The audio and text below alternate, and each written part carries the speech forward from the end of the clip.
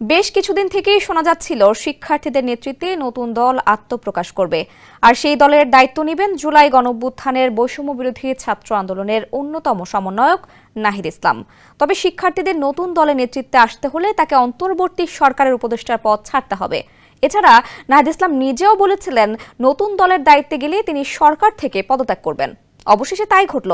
অন্তর্বর্তী সরকারের উপদেষ্টার পদ থেকে পদত্যাগ করেছেন মোহাম্মদ নাহিদ ইসলাম। মঙ্গলবার তিনি পদত্যাগ করেছেন। প্রধান উপদেষ্টার কার্যালয় সূত্রে এমন খবর গণমাধ্যমে প্রকাশের পর তাকে রাজপথে স্বাগত জানিয়েছেন জাতীয় নাগরিক কমিটির মুখ্য সংগঠক সার্জিস আলম। মঙ্গলবার নিজের ভেরিফাইড ফেসবুক আইডিতে এক পোস্টে নাহিদ ইসলামকে স্বাগত জানান তিনি। ফেসবুকে সার্জিস লেখেন, এ তুফান ভারী, দিতে হবে পারি, নিতে হবে তরিপার, রাজপথে স্বাগতম সহযোদ্ধা। আগামী 28 ফেব্রুয়ারি ঘোষণা হতে যাওয়া শিক্ষার্থীদের নতুন দলের আহ্বায়কের দায়িত্ব নিতে যাচ্ছেন তিনি।